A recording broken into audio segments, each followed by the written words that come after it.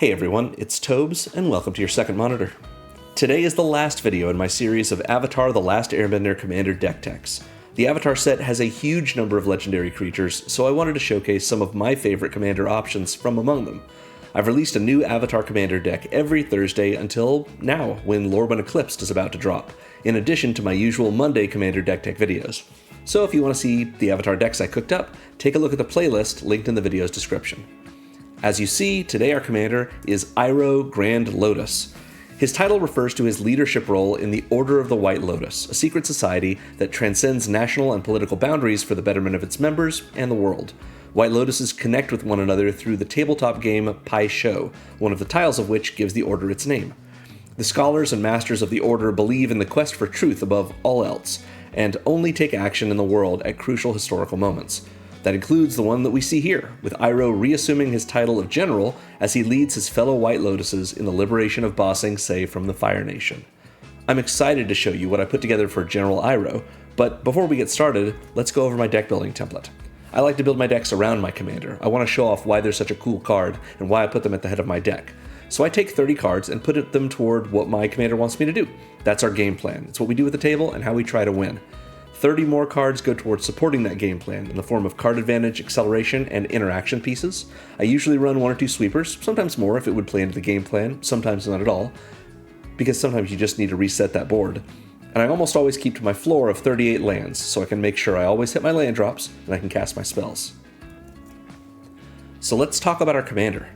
Iroh Grand Lotus is a 5/5 legendary human noble ally for 3 and Teamer mana, a green, a blue, and a red, which, if you look at it in a different order, is hot leaf juice. So Iroh has Firebending 2, which means when we attack with him, we get to add 2 red mana to our mana pool that will last through the combat phase. And during our turn, each non-lesson and instant and sorcery card in our graveyard has flashback, with the flashback cost equal to that card's mana cost. So we can flash those cards back, casting them again from our graveyard with just their mana cost, and as part of flashing them back, they get exiled once they resolve. Also, during our turn, each lesson in our graveyard has flashback for a single generic mana. So Iroh wants us to cast instants and sorceries, particularly lessons, and gives us the ability during our turn to recast those instants and sorceries, and if they're lessons, to cast them for a single generic mana each. Pretty sweet. So if you've watched my video on Iroh T-Master, a different version of Iroh, and that video is linked in the video's description, you know my feelings on the character. He's one of the most singularly beloved characters in animation, at least Western animation, and certainly in this series. He believes in Zuko, in everyone whose lives he touches, and his role in the Order of the White Lotus shows how that extends to all the people of the world. Shortly before the moment depicted on this card, we see Zuko ask if Iroh would step up to defeat his brother Ozai on the day of Sozin's Comet. Zuko also asks if Iroh will take his rightful place on the throne and lead the Fire Nation after the war. Iroh refuses on both counts, giving good reasons for his decisions, but his justifications are for his nephew and the rest of Team Avatar. His deeper motivation is something that he knew they wouldn't understand, lacking as they did his years of experience in the world. Namely, that he isn't the hero of the story. Iroh's skill is practically matchless, and empowered by the comet and accompanied by his allies, he has no doubt about the retaking of Ba Sing Se. After all, he was a military leader, and his greatest victories and defeats happened while he served that role. The death of his son was also the end of Iroh's tale, the moment when he stopped being an imperialist and a conqueror, indeed a protagonist, and chose to step down to live a life of penitence. This is the reason he stood beside Zuko when the boy was banished, and why he worked so tirelessly to guide and teach him as they searched for the Avatar. Iroh knows his story of grand moments and lasting decisions has ended. Even this assault on the Earth Kingdom's capital isn't about him. It's about the people under occupation, the ones Iroh found a place among when he opened his tea shop. He doesn't need to fight alongside Zuko or Aang or any of the others he's helped, because that's the point. He's already helped them. Iroh's card represents this with his focus on lessons. His power is at its apex with the comet in the sky, so he lets us cast our spells and then flash them back easily, even giving us some mana in the form of his firebending to do so. But the key to Iroh's help is in the lessons he's taught us. He knows remembering what we've learned takes effort, but a good teacher can reduce that effort to a single generic mana. If we're willing to make that token investment, we can recall his teachings and end up the better for it. So our deck goes in a number of directions. We're a Spellslinger deck, but in Teamer colors, giving us access to ramp and fixing, removal, and recursion that we might not have otherwise had. We want to accrue value and blast our opponents with it, knowing that once the Grand Lotus arrives on the battlefield, we'll be able to cast our spells all over again.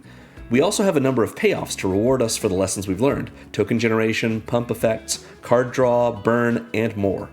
We have ways of discounting our spells to make casting and recasting them cheaper or even free, and we have a collection of effects that can copy our spells both on cast and on flashback to overwhelm our opponents with raw power. One of Iroh's lessons to Zuko in Book 2 of the show was the technique of redirecting lightning, something Iroh himself had learned from studying waterbenders. Each of the 4 elements has something to teach us, he explains, and the same is true of the 4 nations and their peoples. What makes the Avatar so powerful is the combination of all elements in one person. But that combination doesn't come only from the natural world. It's the element of strength with the element of flexibility, the element of willpower with the element of community. If we let ourselves learn the lessons that life teaches us and keep them alive with our past, we become more than the body of that knowledge and the sum of our parts. We become whole. As Iroh advises, it is important to take wisdom from many different places. You'll enjoy this deck if you like blazing fast spellcasting that rewards clever sequencing with powerful recursion, or if you like knowing that everything we do leaves a mark of its presence that if we don't let ourselves forget, will teach our opponents lessons of their own. So as usual, this Moxfield list is linked in the video's description. At the bottom of the list, you will see a section called Considering, full of cards that I considered putting in and ultimately chose not to. But if you have a bigger budget or a smaller one, if you want to go in a slightly different direction or a dramatically different one, you can get a lot of good ideas from that Considering section when you build your own Iroh Grand Lotus deck. So we're going to start off not with the spells and the lessons, but with the payoffs we have from them.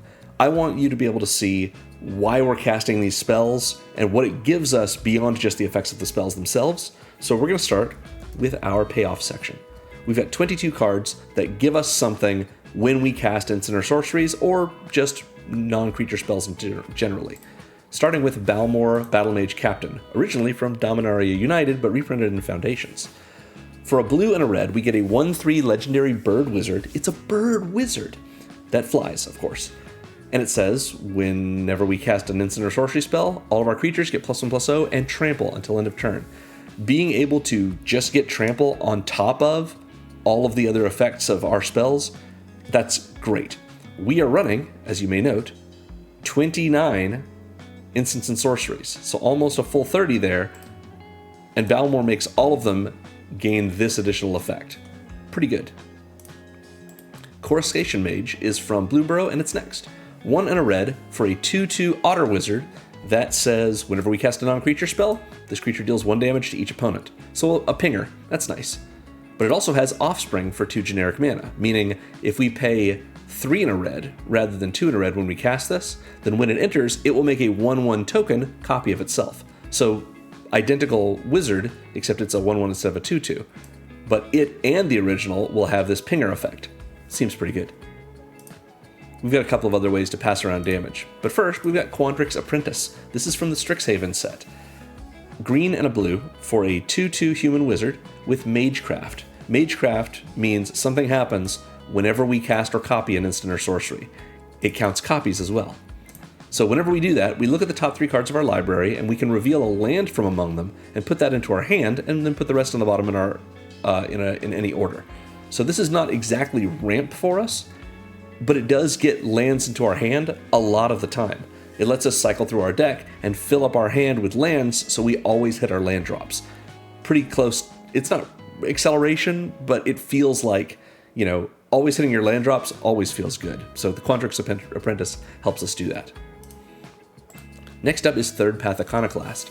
A blue and a red for a 2/1 human monk that says whenever we cast a non-creature spell, we make a 1/1 colorless soldier artifact creature token. So we get a 1/1 friend.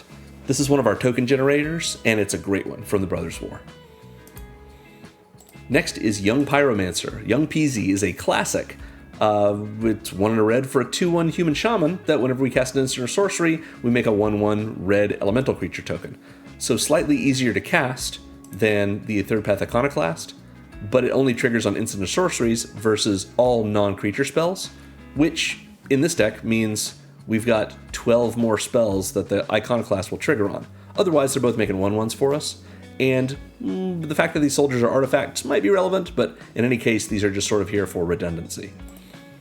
Next, we have Burning Vengeance, 2 and a red for an enchantment that says whenever we cast a spell from our graveyard, either if we're flashing it back because the spell itself has flashback, or we're flashing it back with Iroh's abilities, Burning Vengeance deals 2 damage to any target. So we can use this to burn our opponents, or we can use this as removal.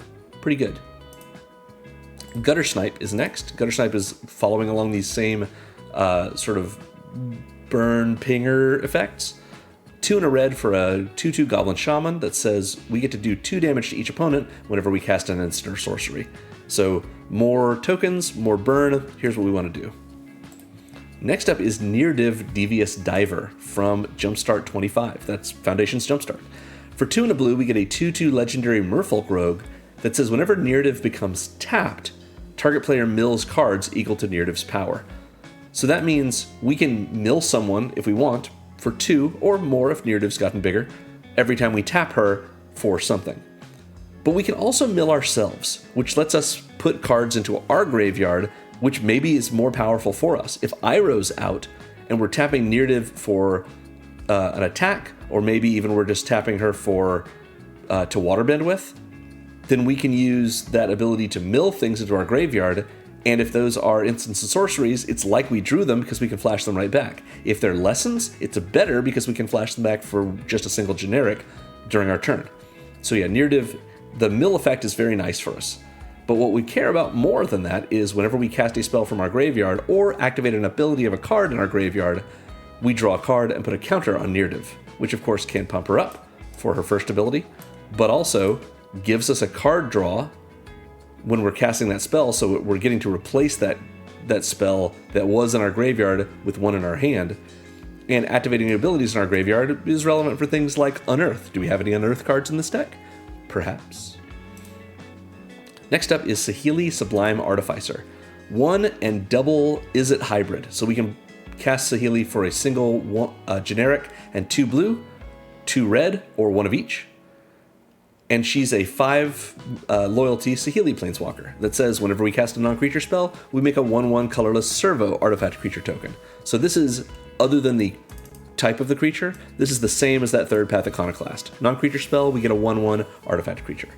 We can also we can -2 Saheeli so that one of our artifacts that we control becomes a copy of another artifact or creature we control until end of turn, except that that artifact or creature is an artifact in addition to its other types. So oftentimes, we're just sort of ignoring this in our deck. All we care about for Saheeli is that she's a 3-mana, or a 3-mana Planeswalker that can pump out servos whenever we cast our spells. But this can be pretty nice for us. If we, for example, just needed to make another Gutter Snipe, maybe we have one of these servos, we can -2 Saheeli, have that servo become a Gutter Snipe because we're planning to cast a whole bunch of spells, and now all of those spells we're casting are doing 4 damage to each opponent. 2 from the original Gutter Snipe, and 2 from the servo we've turned into a Gutter Snipe until end of turn. That can be pretty sweet. Secrets of the Dead is a sort of blue mirror to the red Burning Vengeance. 2 and a blue for an enchantment that says whenever we cast a spell from our graveyard, we draw a card. So this is the same sort of thing that Near-Div is doing for us, and it's giving us the same trigger for the same mana value as Burning Vengeance. So yeah, pretty sweet. Next is Veyran, Voice of Duality. Veyran is a $7 card, and you'll notice our deck is only $78, so this is about a tenth of the deck. We only have a few cards in this deck that are worth more than, a couple of dollars, and Veyran is one of them. Veyran can be very powerful, but it's sort of a feast or famine thing. So if you wanted to go for kicking in a couple of more dollars for something a little bit more powerful and more consistent, that's not bad. Or if you want to save some money, you can certainly cut Veyran for something else.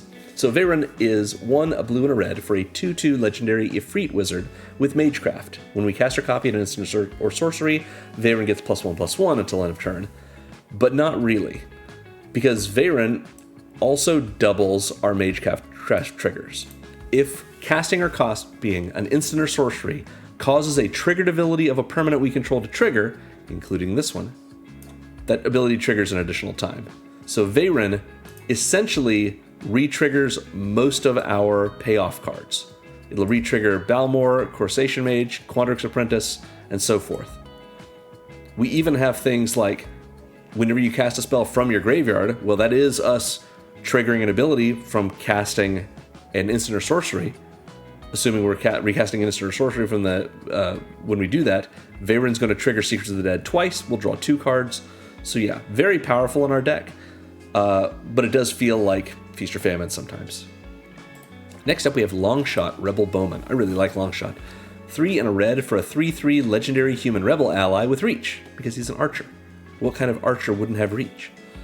Longshot makes all of our non-creature spells cost 1 generic mana less to cast, which doesn't help anything that doesn't have a generic mana cost, but it sure can add up, especially if we're flashing back lessons using Iroh, because Iroh makes their flashback costs a single generic, and Longbow reduces that by a single generic. So with Longshot and Iroh in play, flashing back lessons is free. In addition, whenever we cast a non-creature spell, including those free lessons we're flashing back, Longshot deals 2 damage to each opponent. So he's a gutter snipe in addition to a cost reducer and a 3/3 reach blocker. Pretty great. Next up is Murmuring Mystic, card that I really loved in Guilds of Ravnica. 3 and a blue for a 1/5 human wizard that says whenever we cast an instant or sorcery, we get a 1/1 bird. It's a bird illusion, actually. It's blue, it flies, it's nice. Instead of just getting one of these 1/1s on the ground like Saheeli or Young Peasy gives us, Murmuring Mystic gives us birds. Rahl Storm Conduit, also an incredible card, with actual Magecraft that just isn't ability worded as it. Rahl is 2, a blue and a red for a 4 loyalty legendary planeswalker, Rahl, that says whenever we cast or copy an instant or sorcery, Rahl deals 1 damage to an opponent or planeswalker. So this could hit other planeswalkers and kill them. It doesn't hit all opponents, it's got to hit just one, but we're going to be doing a lot of this, so Rahl's going to be triggering a whole lot. Rahl can be +2'd to scry 1, usually what we're doing, but sometimes we want to copy an instant or sorcery, so we can -2 him, and then the next instant or sorcery we cast on this turn, we will copy it, and then we can choose do targets for the copy. That means when we cast that spell, we will trigger Rahl twice, because we'll make the copy, triggering his Magecraft, and we'll also have a trigger for that cast itself. So that's 2 points of damage to an opponent or planeswalker from just one spell. It costs us 2 loyalty, but it's totally worth it. Stormkiln Artist is next. 3 and a red for a 2/2 Dwarf Shaman that gets +1/+0 for each artifact we control. So a little bit relevant for those servos and soldiers that Saheeli and our Third Path Iconoclast make. But the Stormkiln Artist is really in here for its Magecraft ability. Whenever we cast or copy an instant or sorcery, we make a treasure token. Treasures are artifacts, so they contribute to this first ability. But yeah, this is a good way for us to get refunded, sort of, like a little rebate. Every time we're casting instant and sorceries, we get our money back. Or if we're doing it for free, we're coming out mana positive. Talrand is next. Talrand Sky Summoner is 2 and double blue for a 2/2 legendary Merfolk wizard that says whenever we cast an instant or sorcery, we make a 2/2 blue Drake creature token with flying. So a mono blue card for 4 that makes flyers, but they're a little bit bigger than the Murmuring Mystic. But we have a bigger butt on the Murmuring Mystic, maybe relevant, a little easier to cast since it's not double blue, and also good redundancy. Next up from Foundations is Archmage of Runes. 3 and double blue for a 3/6 giant wizard. It's a giant wizard, it's so big. That makes our instants and sorceries cost 1 less to cast, a good cost reduction. And whenever we cast one of them, we draw a card. So great effects going on here. It's got bigger stats than a Archmage Emeritus, which just has Magecraft to draw a card, but doesn't have this cost reduction. So this is another card that, it's 5 mana for a permanent. Like, it's not a bad card. We can certainly, if we wanted to, like, go lower to the ground, we could do that with this. Still though, if we're casting a bunch of spells in the same turn, cost reductions are best when they're able to be used multiple times in a turn. Otherwise, they're just the same as a ramp spell. And if we're getting to draw cards off of those spells as well, yeah, the Archmage is doing everything we need and also giving us a great blocking body as well. Next is Caldera Pyremaw. Caldera Pyremaw is 3 and double red for a 3/3 flying dragon that says whenever we cast an instant or sorcery spell, we put a 1/1 counter on the Pyremaw, and then it deals damage equal to its power to target opponent. So this is another source of targeted burn, and only for opponents, but it's going to start as 4 damage because it's already a 3/3, so it gets a counter and it's going to do 4 damage to someone. That can really add up and might be enough if we're casting all of our spells at opponents A and B. We might be able to just kill opponent C with a bunch of Pyremaw triggers. Seems pretty good. If we don't want to do that though, we have Red of the Dragon color. 4 and double red for an enchantment, reprinted in Foundations, that says whenever we cast an instant or sorcery, we get a 5/5 red dragon with flying. So think of all the dragons we can get. It doesn't work for copies, but whenever we're casting them, yeah. Oh, I'm sorry, this is not a reprint. This is just a Foundations card. Yeah, pretty sweet. Shark Typhoon, on the other hand, kind of gives us a similar effect for a little bit of a different option. So Shark Typhoon is 5 and a blue. For an enchantment, this is whenever we cast any non-creature spell, we make a flying shark token with power and toughness equal to the non-creature spell's mana value. We just get a whole bunch of sharks. They don't have counters on them. They are just tokens with variable powers and toughnesses that you have to sort of keep track of in a different way. But yeah, this can just fill up our skies with sharks, and sometimes that's enough. If you played during Ikoria Limited, you know that sometimes that's enough. You can also cycle the Shark Typhoon for X, 1, and a blue.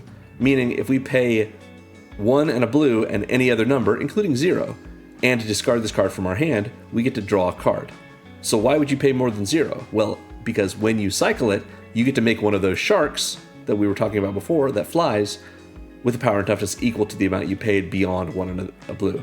So if you pay a total of 3 and a blue, then that means X equals 2, and you're getting a 2/2 shark in addition to discarding the Shark Typhoon and drawing a card. Typically, you want to try and do this, but yeah, sometimes cycling it is worth it. Next up is Thousand Year Storm, card that I truly love. 4, a blue and a red for an enchantment that says whenever you cast an instant or sorcery, copy it. For each other instant and sorcery spell you've cast before this turn, you can choose new targets for the copies. So if you cast an instant or sorcery, this will trigger and then do nothing because you've cast an instant or sorcery and you haven't cast anything else. The next instant or sorcery you cast, you'll copy once. So you'll get 2 copies of it since it's the second spell you cast. If you cast a third one, you'll get 2 copies of that, once for each of the other spells you casted for this turn. So you get 3 copies of it. So it's easy to remember. What number of instant or sorcery is this that you've cast this turn? You get a total of that many versions of it. The original and a bunch of other copies. So yeah. Finally, from the C21 Commander product, the Strixhaven Commander product, it's Octavia Living Thesis. I love Octavia. Octavia is an 8/8 legendary elemental octopus for 10 mana, 8 and double blue. That costs 8 less if we have 8 or more instants or sorceries in our graveyard, which a lot of the time we're going to. She has Ward 8, so she has hexproof, basically. And she's got Magecraft. Whenever we cast or copy an instant or sorcery, one of our creatures has base power and toughness 8/8 until end of turn. Remember all those little 1/1 servos running around? What if we cast a 2-mana spell, and now that servo is an 8/8? Maybe we cast a 2-mana instant, so we do this at instant speed on our opponent's turn and block with a servo. Or we just cast several spells and then flash them all back with Iroh, take all of our tokens that don't have summoning sickness, make them 8/8s, and just slam. Welcome to the jam. Octavia is a lot of fun. So that is our payoff section. But what are we getting payoffs for? It's time to talk about our lessons. If I could take the lesson of learning how to spell. There we go. We've got 19 lessons in this deck, and there's definitely other lessons you could put in, many of which, I think actually all of which, all the lessons at time of recording that are in Magic are in this deck's either main board or the considering section. These are the ones that I thought were most worth it, but you can of course add more if you want to cut a couple of other things. So we're going to start off with Seismic Sense. For a single green, we get a sorcery, it's a lesson, that lets us look at the top X cards of our library, where X is the number of lands we control. We can reveal a creature or land from among them, put it in our hand, and then put the rest on the bottom in a random order. So this is better later in the game, because we can see more cards when we do it. But it lets us find a land that we may need, it lets us find a creature if we need that, and we're running enough creatures, that all of which have good value for us, so that Seismic Sense is very likely to not whiff, and it's going to find something good for us here. Abandoned Attachments is next. 1 and a hybrid is it, so either 1 in a blue or 1 in a red. For an instant, it lets us discard a card, and if we do, we draw 2 cards. So just a classic Tormenting Voice effect, but this is great in this deck, because remember, in our graveyard, our commander makes our cards live again. We can take all our instants and sorceries and flash them back from our graveyard, or if they're lessons, like Abandoned Attachments itself, we can flash them back for just a single generic mana while Iroh is in play. So maybe we attack with Iroh, his firebending trigger goes off, we flash back Abandoned Attachments using that firebending mana, discard something else that we want to be able to flash back, and then draw 2 more cards. So in a deck like this, we're actually getting some card advantage from something like Abandoned Attachments, even though normally we would be losing Abandoned Attachments and the card we discard to get 2, so it's not really an advantage. In this deck that cares so much about our graveyard, different story. And it's instant speed, mana is easily fixed, totally good. Accumulate Wisdom comes next, a classic, especially if you've been playing in Standard lately. 1 in a blue for an instant lesson that says, look at the top 3 cards of your library, put 1 in your hand and the rest on the bottom in any order, but put each of those cards in your hand instead if there are 3 or more lesson cards in your graveyard. So this is an interesting card effect in this deck. A lot of the times we are going to have 3 or more lessons in our graveyard, but other times we won't because we will have flashed them back. So it kind of works well for us either way. It puts a lesson in our graveyard that we can flash back for a single generic with Iroh, or it is something we can use for taking advantage of all the other lessons we have in our graveyard. So Accumulate Wisdom is very nice. It can be 1 in a blue for draw a card, or it can be 1 in a blue for draw 3 cards. Pretty good either way. Next up is Combustion Technique. 1 and a red for an instant lesson that says it deals damage equal to 2 plus the number of lessons in our graveyard to target creature. So another one of these synergistic lesson cards. And if that creature would die, we exile it instead. So sometimes this is going to be 2 mana for like 5 or 6 damage. You never know. Even if it's just 2 mana for 2 damage, that's still okay. Iroh's Demonstration is next. 1 and a red for a sorcery lesson that lets us either deal 1 damage to each creature our opponents control, or deal 4 damage to target creature. So it's a removal spell, or it's a wrath for little baby, X1s. Good either way. Origin of Metal Bending, which is one of my favorite naturalized variants. 1 and a green for an instant lesson that lets us either destroy target artifact or enchantment, it's naturalized, or put a 1/1 counter on a creature we control and it gains indestructible until end of turn. So a good way to protect Iroh or one of our other creatures, in addition to giving it a little bit of pump. Shared Roots is next. This is Rampant Growth, the lesson. 1 and a green for a sorcery lesson, Rampant Growth. Search your library for basic, put it on the battlefield tapped, and shuffle. I like to run the more powerful versions of Rampant Growth usually, and right now, this is going for more than 15 cents. But still, it's a lesson that's doing something we want to do anyway, which is fixing our mana in our 3-color deck. So yeah, Shared Roots is here. True Ancestry is next. 1 and a green for a sorcery lesson that returns up to 1 target permanent card from our graveyard to our hand and makes us a clue token. So this is a delayed draw effect, since we can crack the clue for 2 more mana to draw a card. And then this is essentially regrow. It just only works on permanent cards, which is good because we don't care about our non-permanent cards in our graveyard coming back to our hand. We want to flash them back anyway. Next up is Waterbender's Restoration, one of our protection cards. Double blue for an instant lesson that says, as an additional cost, we can waterbend X. Waterbend means we can spend any amount of mana, or tap artifacts and or creatures for that amount. So if we decide we want to waterbend X, we could tap one of our treasures, we could tap one of our elemental creature tokens, and we could tap, just for a single mana, and we've spent 3. One from the artifact, one from the creature, one from the mana, and so we've waterbent 3. Then we get to exile X, creatures we control, and return them to the battlefield under their owner's control at the beginning of the next end step. So we don't want to hit our tokens with this, obviously, because when they change zones, they just cease to exist. But this is a great instant that lets us exile our creatures, maybe our commander, when they're being targeted by something like a removal spell, or Imprisoned in the Moon, or Oblation. Oubliette, is that what I'm thinking of? Yeah.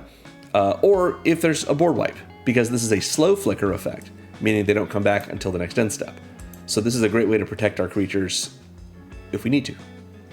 Also, it's worth recognizing that we can tap those creatures if they're not themselves tapped already to waterbend them. Pretty good. Cycle of Renewal is next. This is Roiling Regrowth as a lesson. 2 and a green for an instant lesson, sacrifice a land, then search your library for up to 2 basic land cards, put them on the battlefield tapped, and then shuffle. So we get to do a double Rampant Growth, but it costs us a land in the process. That's fine. Maybe we're going to be able to get True Ancestry to get that land back, or maybe we just don't need it. We've got plenty of other lands. How to Start a Riot is next. 2 and a red for an instant lesson that says target creature gains menace until end of turn, and creatures target player controls get +2/+0 until end of turn. So this is Trumpet Blast. That's pretty good. That can end games. We get with a really wide board. We don't have to make things into 8/8s with Octavia. We just have to triple their power if we've got a bunch of 1/1s. Just everything's now a 3/1. Maybe they die, but so does the opponent who's being attacked. And one of our creatures is going to get menace in the process. Seems good. Introduction to Prophecy is a Strixhaven lesson. For 3 generic mana, we have a sorcery lesson that lets us scry 2 and then draw. That's pretty good. Get a little bit of choice, a little bit of selection, get another card in hand. Sounds good. Next is Match the Odds. 2 and a green for a sorcery lesson that makes a 1/1 white ally creature token, and then we put a 1/1 counter on it for each creature our opponents control. So if our opponents have a total of like 15 creatures, we just made a 16/16 for 3 mana. And it's a lesson that we can flash back. That seems like a lot of fun. Waterbending lesson is next. Gotta have something that's just an actual lesson. 3 and a blue for a sorcery lesson that lets us draw 3 and then discard 1 unless we waterbend 2. So maybe we want to waterbend so we can keep all 3. Maybe we have a card that we just drew or that was already in our hand, though, that we want to get into our graveyard so we can flash it back, so we don't waterbend and just let us discard. That seems good too.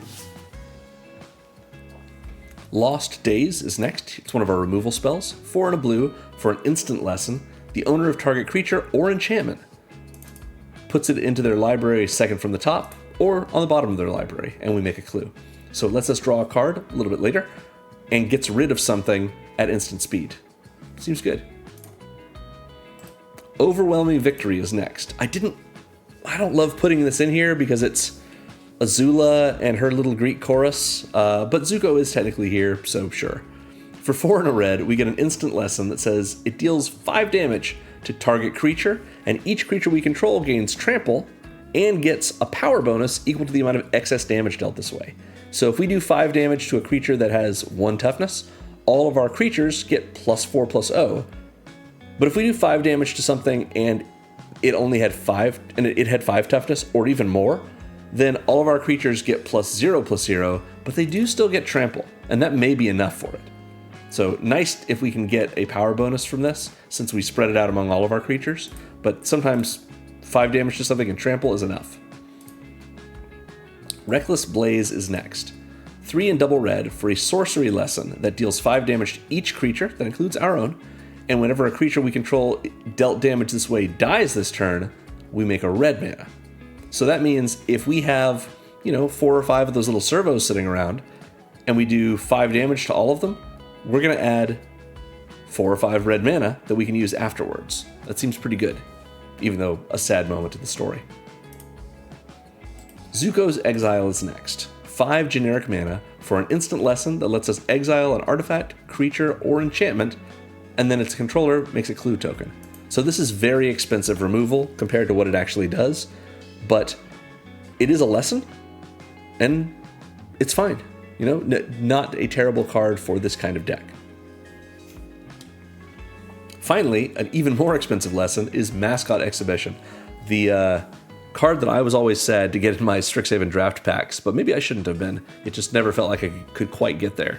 For 7 generic mana, we get a sorcery lesson that makes a 2/1 white and black Inkling creature token with flying, a 3/2 red and white spirit creature token, and a 4/4 blue and red elemental creature token.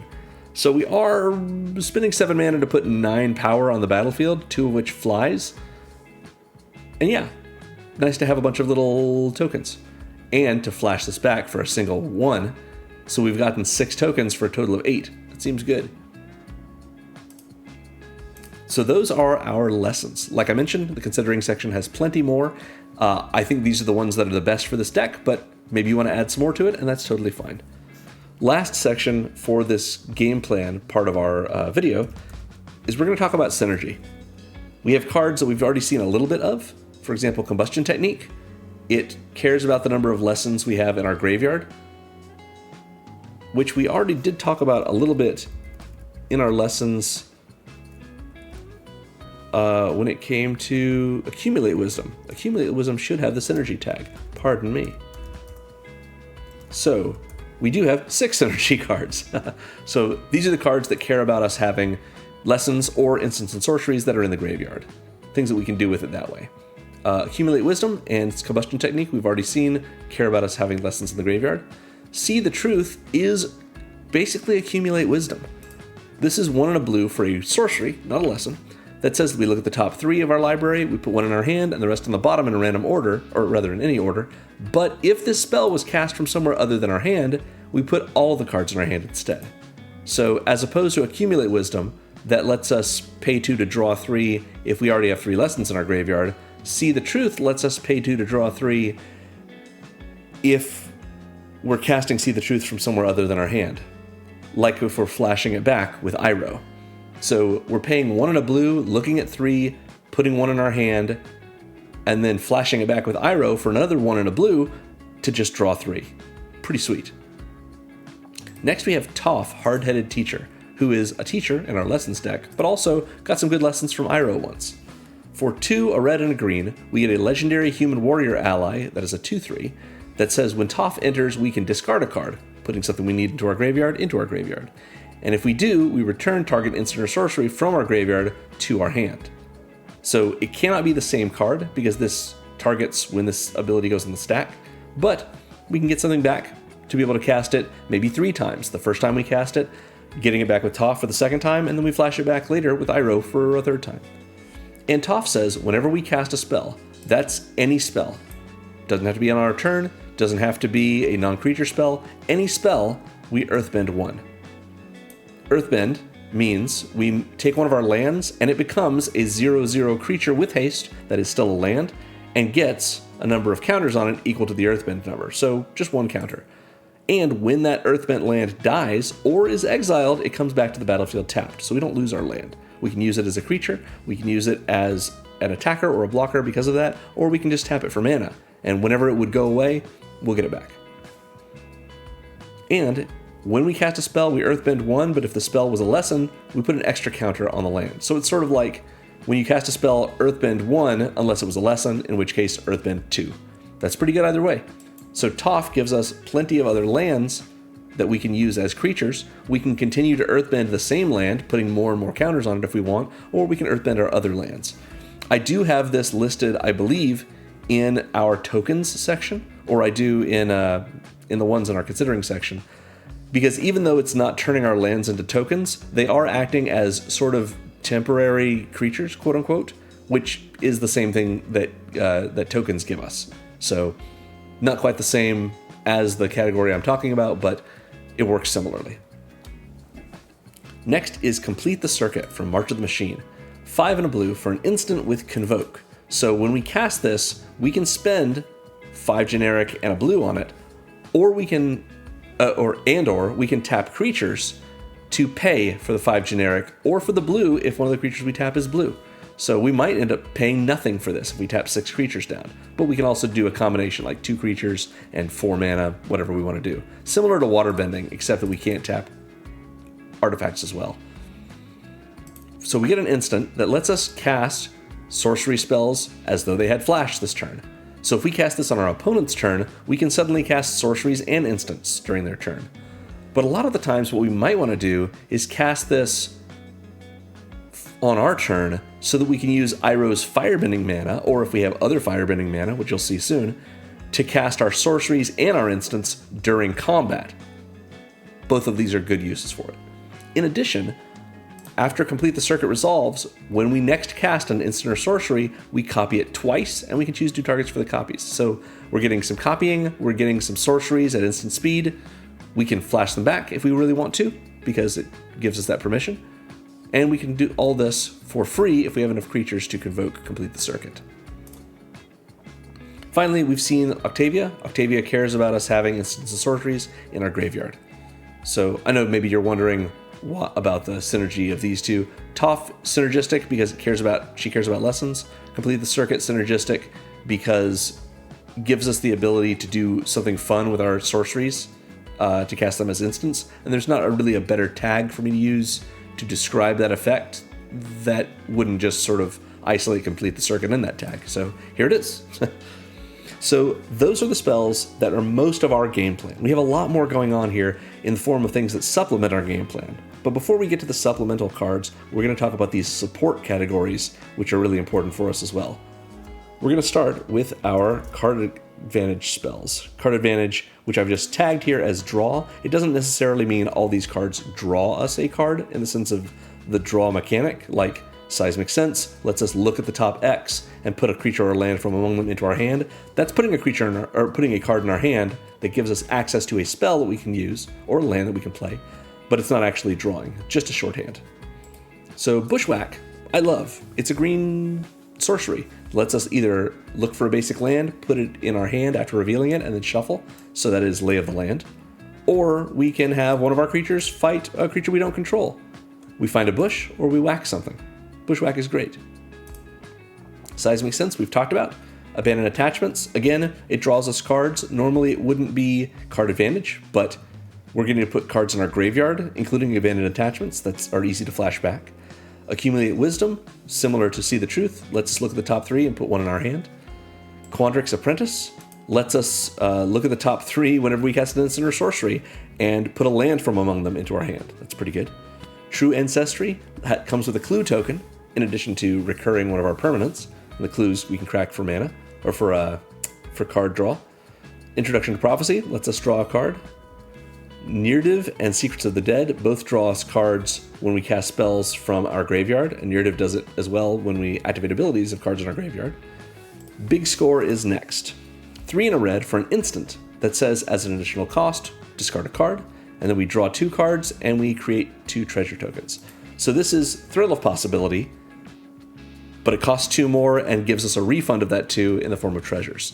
So being able to do that and add those treasures to our mana, that's more helpful than just a Tormenting Voice effect, except if that Tormenting Voice effect is Abandoned Attachments, because that's a lesson. So yeah, Waterbending Lesson lets us draw 3 and maybe discard 1 if we want not to waterbend. Archmage of Runes lets us draw cards whenever we cast instants and sorceries. Lost Days makes us a clue token when we remove something. Expansion Explosion is 2 cards on 1. It's a split card, it's called. We can either cast the instant Expansion for double hybrid isn't mana, or we can cast the instant Explosion. We cannot do both because it does not have fuse, but we get to choose one. So either we Expansion, which means if we have a target instant or sorcery, mana value 4 or less on the stack, and it doesn't have to be ours, it can be someone else's, we get to copy it and then choose new targets for the copy. So this is one of our ways of copying things. Thanks, Niv-Mizzet. Or we have Explosion, which is Fireball. X, double blue, and double red. So we have to pay 4 mana, double blue and double red, in addition to the X for this instant. But when we do, Explosion will deal X damage to any target, and target player draws X cards. So we can draw a bunch of cards and do a bunch of damage to a creature, to a planeswalker, to an opponent. Just straight up burn along with X. Sweet. Next we have Magma Opus. I think this is our last one in this section. Am I right? Yep. Magma Opus is from Strixhaven. It's not a lesson, which maybe it should have been. Anyway, for 6, a blue and a red, so 8 mana, we get an instant that deals 4 damage divided as we choose among any number of targets. We tap 2 permanents. We make a 4/4 blue and red elemental creature token, and we draw 2 cards. So Magma Opus does a lot, so you're going to see it a couple more times in this video. What's nice about Magma Opus, though, is that we can pay double Izzet hybrid mana and discard it from our hand just to make a treasure token. So it's discarded, we get a treasure, we're not anywhere close to 8 mana, so we're not casting it anyway, so we might as well use that treasure. But then, later on, we can flash it back, albeit for 8 mana, but we're probably going to get there. We've got green in our deck, what are we worried about? And then we get all of these effects. Sweet. So that covers our card advantage section. Let's talk about acceleration, which again I've just tagged as ramp. So obviously we're running Soul Ring. It costs 1, it's an artifact, it taps for 2 colorless. You're already mana positive if it hits the battlefield. Yeah, you want to run Soul Ring, especially when we have a few cards in this deck that are quite expensive. And also, this is 2 mana, which is to say when Iroh's in play, we can tap Soul Ring and use its mana to flashback 2 lessons immediately. That's great. We're also running Arcane Signet because we've got to. It's great.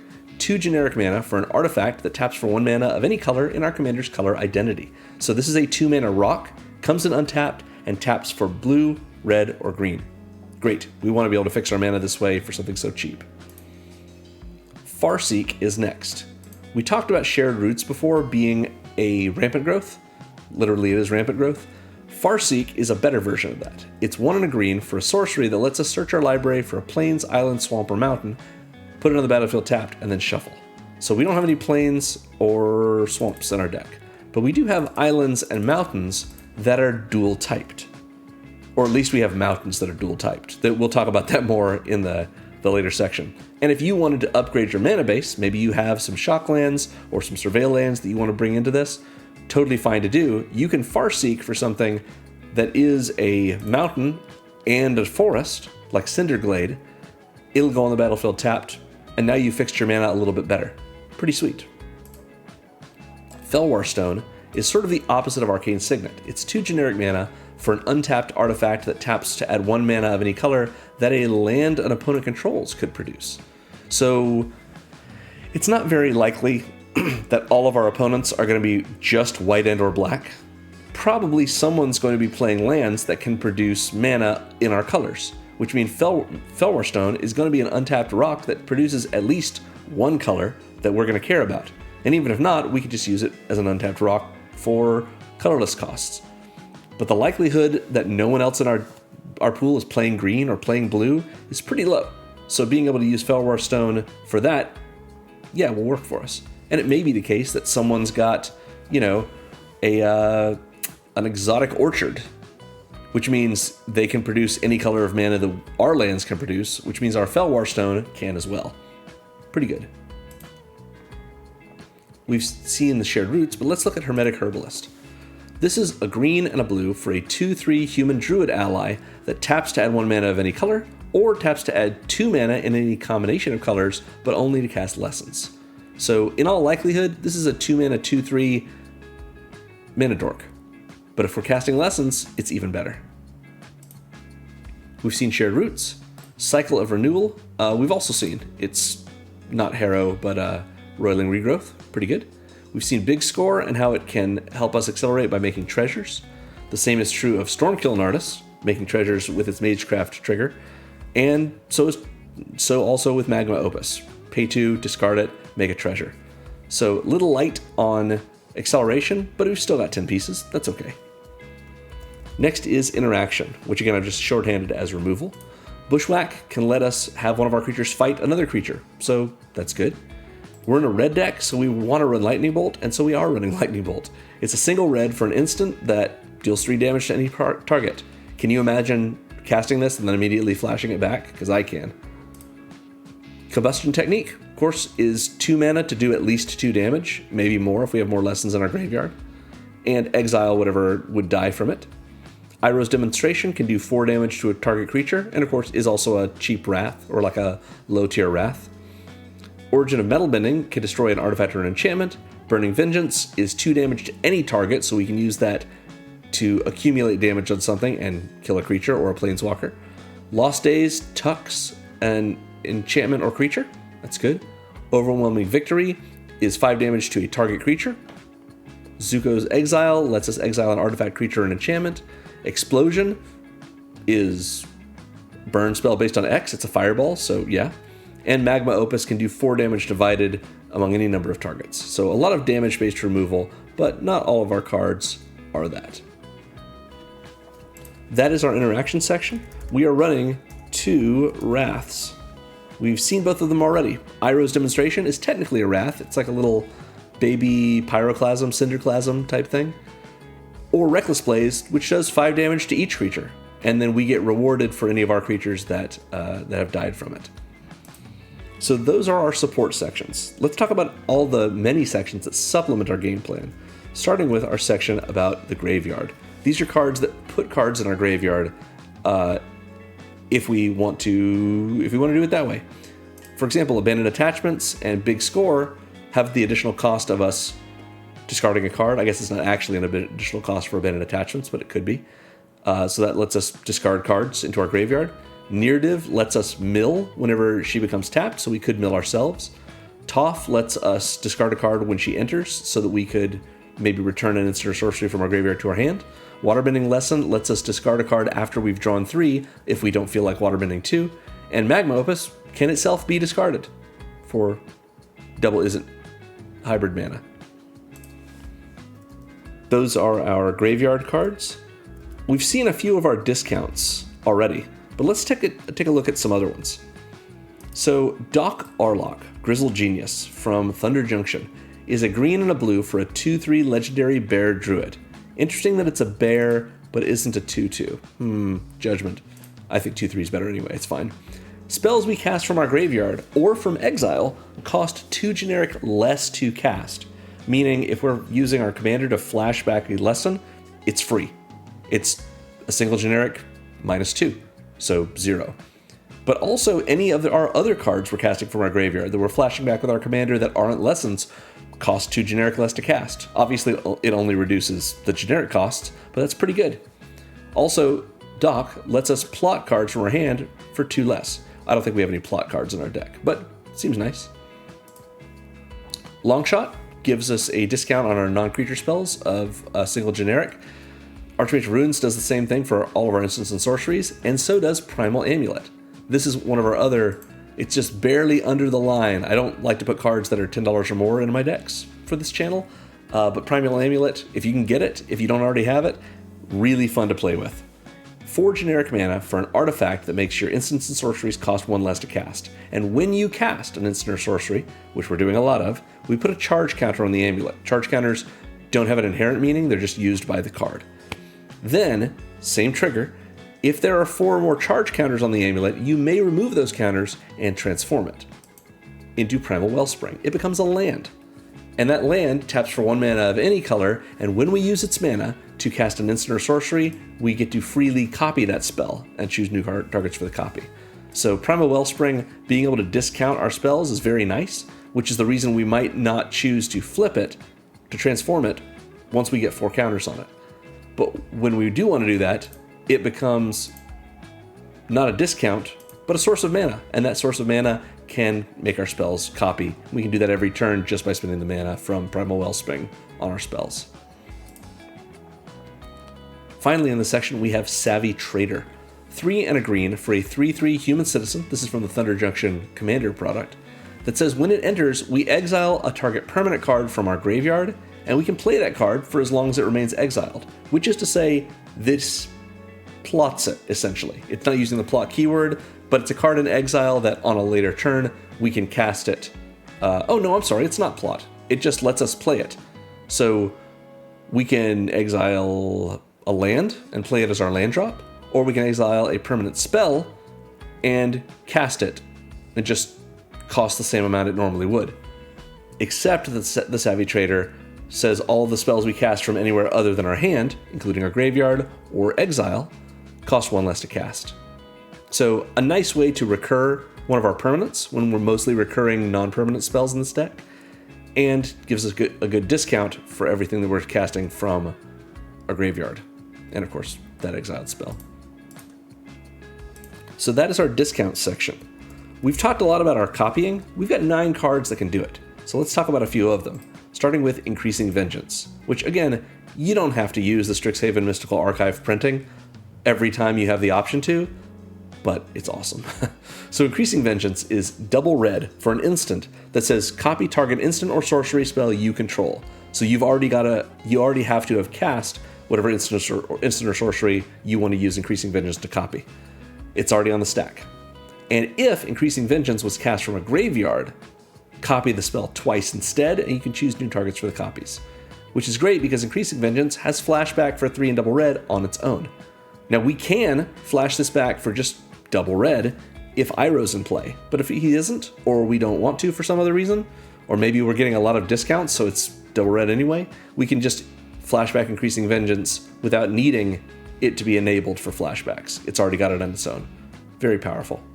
And again, when we flash it back, copy the spell twice instead. So we've seen Primal Amulet. If it flips to the Wellspring, we can copy things. Rawl Storm Conduit can be -2'd to copy our next instant or sorcery.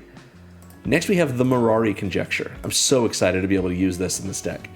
4 and a blue for a Saga enchantment, which means when it first comes in, it comes in with a lore counter on it, which will trigger its first chapter. At the start of our first main phase every subsequent turn, we put another lore counter on it and trigger the next chapter.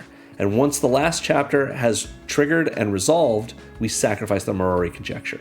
So it just tells us a little story from the Plane of Dominaria. Its first ability, when it first comes in, is we return an instant from our graveyard to our hand.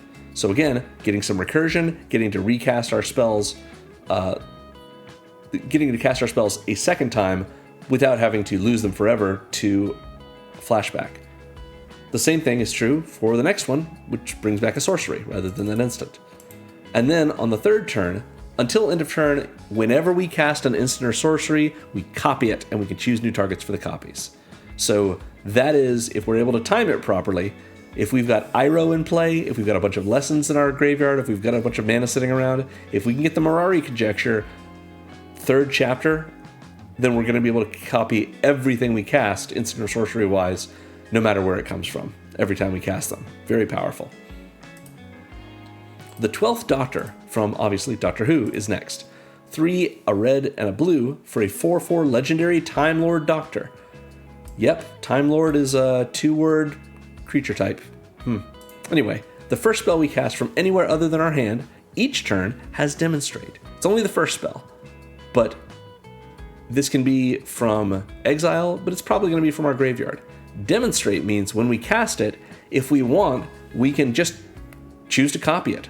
And if we do, we choose one of our opponents, and they also copy it. They don't get to choose. We just let them copy it. And then a copy of a permanent spell becomes a token. So this is, if we cast, Shared Roots, and we're casting it from our graveyard by flashing it back with Iroh, then we get to demonstrate it if we want, which means we'll get a copy of it, and one of our opponents will get a copy as well. Theirs will resolve first, and then ours, and then our original. That's how that works. And whenever we copy a spell, we put a 1/1 counter on the 12th Doctor, so we can actually get bigger. Pretty good. This is very strong, just getting a bunch of free counters, 1 per turn, yeah. And it's also each turn. So that means when we cast our instants on our opponent's turns, yeah. The only thing to be wary of with Demonstrate is if we're using this on a removal spell, our opponent who we have copy it, they could target us with it, or one of our things. So we try not to do that. Usually it's better to use this politically and say something like, hey, I'm going to get a free Rampant Growth effect when I copy this back. I want to give you one too. If I do, will you leave me alone for a turn? Will you let me develop my board? Most times people will say, yeah, you're going to give me a beneficial spell? Heck yeah, whatever you want. We've seen Complete the Circuit. It lets us copy something twice after it has been cast. Expansion on the Expansion Explosion card can copy an instant or sorcery with mana value 4 or less. Surge to Victory is next. 4 and double red, I really like this card, for a sorcery that exiles an instant or sorcery from our graveyard. And then, all of our creatures get a power bonus until end of turn, equal to the mana value of the card we exiled.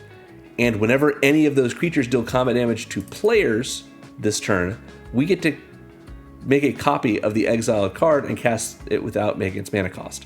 Meaning, if we Surge to Victory on a powerful spell,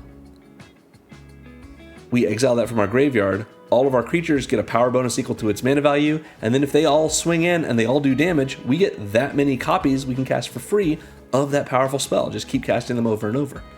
Seems great. And of course, we've seen Thousand Year Storm, which lets us make copies every time we cast instants and sorceries, other than the first one we cast each turn. So, sort of a good, best friends thing with the 12th Doctor. So those are our copying spells. Let's talk about burn. We have a few cards that just do straight up direct damage to our opponents. So we've seen all of them, in fact. Coruscation Mage is a pinger, as is its offspring whenever we cast non-creature spells. Burning Vengeance does 2 damage to any target, which can hit our opponents, but also their planeswalkers or creatures whenever we cast spells from our graveyard. Gutter Snipe is 2 damage to each opponent whenever we cast instants and sorceries. Longshot is 2 damage to each opponent whenever we cast non-creature spells. Rawl does 1 damage to a target, opponent, or planeswalker when we cast or copy instants or sorceries. Caldera Pyramaw does damage equal to its power whenever we cast an instant or sorcery, but also puts a counter on itself first, so it's a little bit better. Explosion, of course, in Expansion Explosion, can do X damage to any target, and Magma Opus can deal 4 damage divided among any number of targets. So lots of ways to burn our opponents and some of their stuff. Next is our Evasion section. These are ways to get our creatures past our opponent's defenses. We've seen these all already. Balmor, when we cast an instant or sorcery, gives our creatures +1/+0 trample. How to Start a Riot can give one of our creatures Menace, +2/+0 for all of our creatures. Overwhelming Victory gives all of our creatures trample and a power bonus equal to the excess damage dealt. And Magma Opus, it's a little small amount of evasion, but we can tap 2 target permanents, so we can tap down our opponent's best blockers. That is Evasion. We have some protection spells. We've already seen both of them. Origin of Metalbending can give one of our creatures a 1/1 counter and indestructible until end of turn, and Waterbender's Restoration lets us slow flicker some creatures that we control so that they come back at the beginning of the next end step. We have a recursion section as well. We've seen all these too. So True Ancestry is regrowth for permanents, and it makes a clue. Savvy Trader lets us get a permanent back into exile, and we can play it as long as it's exiled. Toph lets us get back an instant or sorcery if, when she enters, we discard a card. The Mirari Conjecture, both of its first 2 chapters, return cards to our hand, an instant first and then a sorcery. And then Surge to Victory doesn't actually bring back an instant or sorcery, but it does let us recast copies of it whenever the creatures that we control deal combat damage to players that turn. So we still get the effect of it. Pretty nice. That is our recursion section. We have a tokens section. We've already talked about, I think, all of these, but just to go over it. Third Path Iconoclast, Young Pyromancer, and Saheeli all make 1/1s. Saheeli and Third Path Iconoclast when we cast non-creature spells. Young Peasy only when we cast instants or sorceries. Match the Odds is a lesson that makes a single 1/1 ally, but puts a bunch of counters on it based on the number of creatures our opponents control. Murmuring Mystic and Talrand both trigger when we cast instant or sorceries. They both make flyers. For Murmuring Mystic, they're 1/1 blue bird illusions, and Talrand makes 2/2 blue drakes.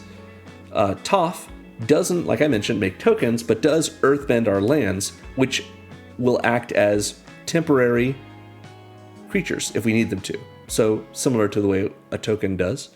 Rite of the Dragon Caller makes 5/5 dragons when we cast instant sorceries. Shark Typhoon makes XX flying sharks when we cast non-creature spells, where X is the mana value of the spells that we're casting. Mascot Exhibition makes us a 2/1 flyer, a 3/2 on the ground, and a 4/4 on the ground. And Magma Opus makes 2 of those 4/4s on the ground. So yeah, lots of different ways for us to make tokens.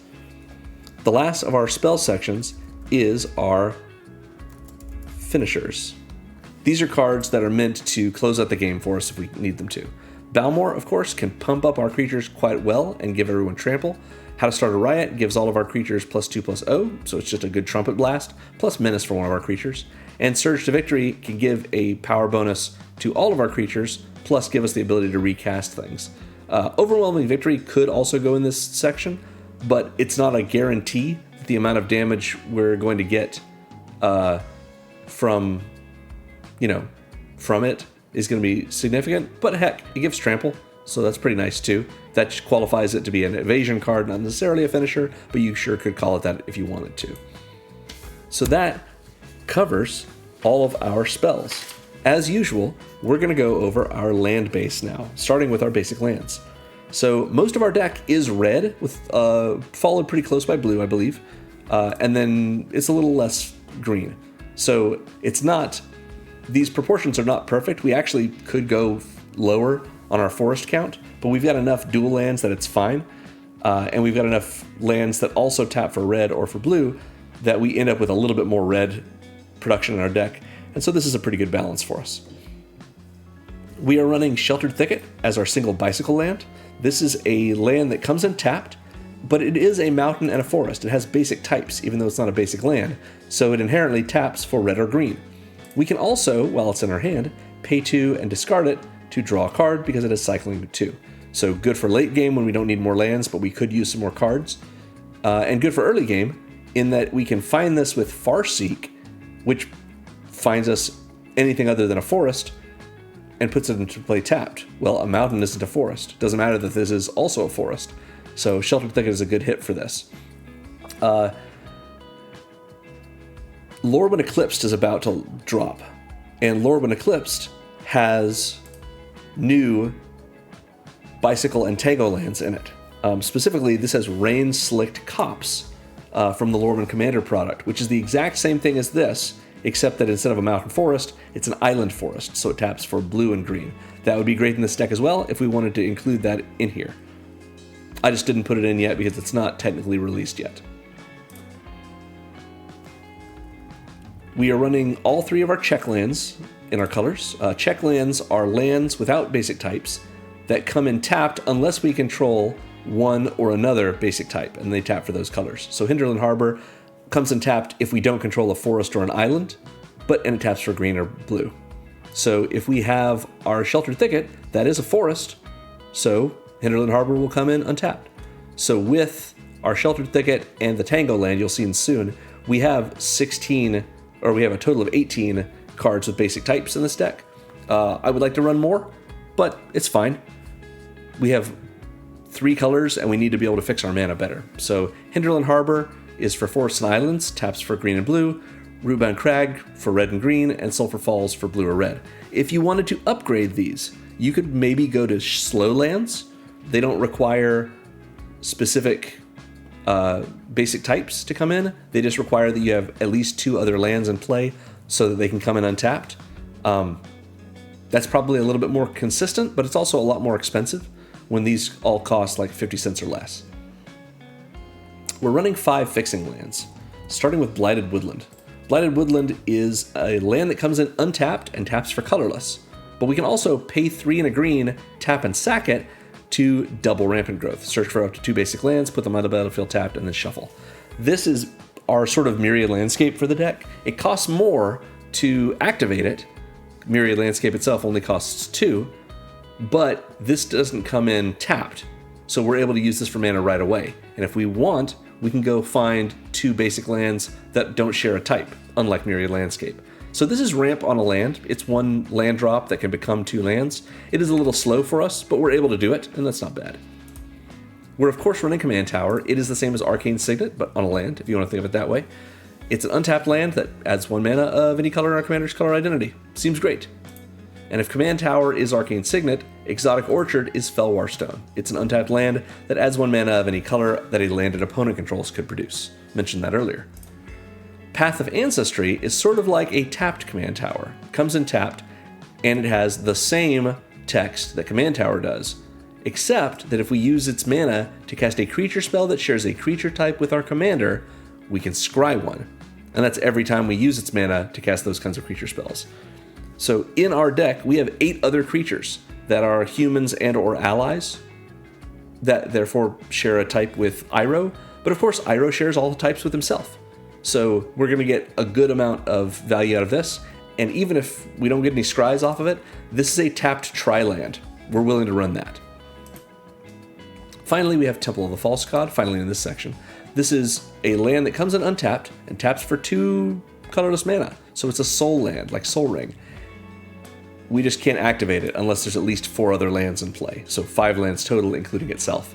So this is, again, ramp on a land. It doesn't require us to bounce any lands or sacrifice any lands, and it makes more mana than, the number of lands it is.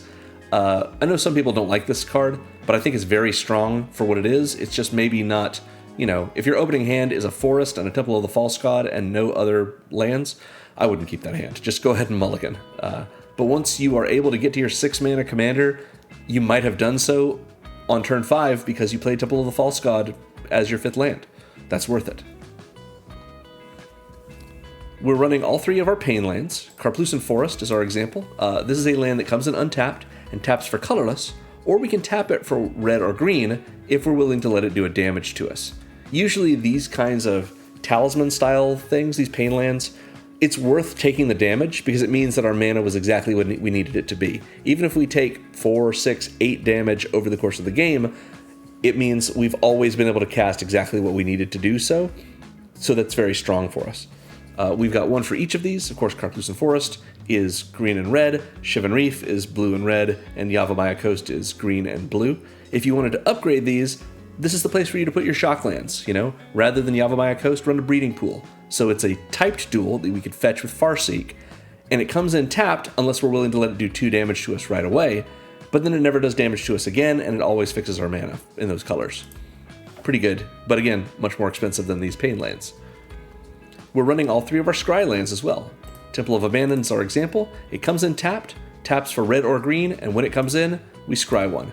So not as much potential scry as Path of Ancestry, but guaranteed scry when it enters, and it's a dual land. Pretty nice. If we wanted to upgrade this, or any of our other scry lands, we could go to the Surveil lands, which are not just able to surveil rather than scry, which is a little stronger, especially in our deck that cares about us putting cards in our graveyard. But they are also typed duels. So Commercial District is the Surveil land for these colors, and it is a mountain forest, so we could fetch that with Farseek as well. Anyway, the Temple of Abandon makes red and green, Epiphany makes blue and red, and Mystery makes green or blue. We're running, I mentioned, our other Tango land, or our Tango land, it's Cinderglade. This is a typed duel, so it's a mountain and a forest, that comes in tapped unless we control 2 or more basic lands. So we've only got 16 basics in our library. This may be coming in tapped, and that's okay if it does. It's pretty inexpensive for what it's giving us. The fact that we can fetch it with Farseek is very nice, and the fact that it helps qualify for 2 of our 3, or rather all of our check lands is pretty good in this deck. Again, if you wanted to do another one of these Tango lands, Sodden Verdure is from Lorwyn Commander, and it's about to come out, and it's blue-green, so that would be good too. We are running, of course, Frontier Bivouac. It's a tri-land, taps for all 3 of our colors, and comes in tapped. It's worse than Path of Ancestry, which is worse than Command Tower, and it's still worth running. We want to be able to fix our mana perfectly. We're willing to wait a turn to do so. Finally, we have 5 utility lands. Agnikala, is a land that enters tapped unless we control a basic. So 16 lands in our library that qualify for that, that's 1/6 of it. Pretty good. This taps for blue, or we can pay 2 and a blue and tap it to draw a card and discard a card. It's not card advantage, but in our deck it kind of is, because we're putting a card in our hand and we're taking something and putting it in our graveyard that we're probably going to be able to flash back later on. Pretty sweet.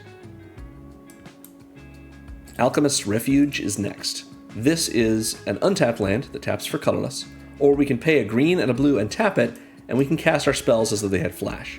So this is all of our spells. We can flash in creatures, we can flash in our enchantments, we can cast our planeswalkers or our sorceries. I mentioned before with Complete the Circuit, this effect is great during our turn, so that we can use Iroh's Firebending mana and any other Firebending mana, which you'll see soon, to cast our spells, but excellent in other places as well. And it's less than $1 for this, so yeah, might as well. I like running Demolition Field as my one way of addressing problematic non-basic lands. Most of the people I play with don't care for land destruction, and I think most pods of casual commander players feel that way.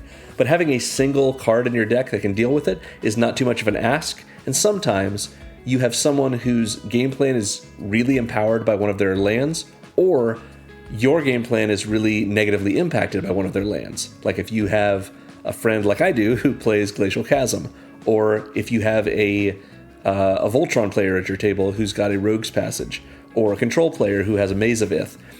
Sometimes you need to get rid of one land, and having one card in your deck that can do that, that's not asking too much. Especially with it being Demolition Field. It comes in untapped, taps for colorless, or you can pay 2, tap it, and sack it to destroy a non-basic land an opponent controls, and then that opponent gets to go find a basic and put it on the battlefield untapped and shuffle. And so do you. So we're not down a land, even though we sacked our Demolition Field. They aren't down a land, even though we blew up their non-basic. Unless, one or both of us doesn't have any basics left in our library. But in any case, it's a very fair trade, and it's a great upgrade from the Field of Ruin effect that it's sort of imitating. Fire Nation Palace is that other form of firebending I've been talking about. This is a land that comes in tapped unless we control a basic, just like Agni Kala. It taps for red, or we can pay 1 on a red and tap it, and one of our creatures gains Firebending 4 until end of turn.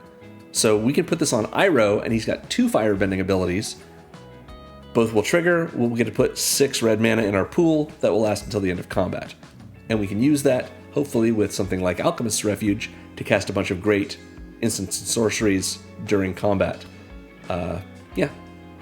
Finally, I just mentioned Rogue's Passage. Rogue's Passage is an untapped land that taps for colorless, or we can pay 4, tap, and make target creature unblockable this turn. We are probably going to use this on one of our creatures, maybe something like Octavia, or one of our creatures Octavia has made big, so that we can close things out. Pretty nice to be able to do, very low cost of inclusion. We could easily leave this out in a Spellslinger deck and put in, more basics, or more non-basics, typed duels, that kind of thing. But it's totally fine for us. In addition, we can use Rogue's Passage politically, in a way that I have not really been calling out for a lot of things, but something like Magma Opus can tap down 2 creatures. It could do that on an opponent's board so that a different opponent can attack that opponent. You've just helped someone out. Likewise, if opponent A really wants to attack opponent B, we can say, go ahead and attack them. Before blockers, I will make your attacker unblockable, as long as you give me enough space to do my thing on the next turn or two. They'll say, okay, great, go ahead and activate Rogue's Passage. And you say, no, because if we activate it before you declare your creature as an attacker, you could declare them against us, and it's still unblockable. And they'll say, oh, that's fair. Well, I guess I'm trusting you. And you say, you bet. So yeah, Rogue's Passage, very good for us, probably good for someone else as well, if we're willing to do that. And of course, we could cut this for a different land that might work well too. Lots of options for us. And that sums it up. Starting next week, I will be releasing new Lorwyn Eclipsed commander decks every Thursday through mid-March when the Teenage Mutant Ninja Turtles set drops. So let me know in the comments if you'd like to see a specific Lorwyn commander or deck style. Thanks for watching, everyone. I hope you enjoyed this series on Avatar. Make sure to like and subscribe, ring the bell if you want to be notified when I post one of my many videos, and remember, magic is fun. You should play more Magic.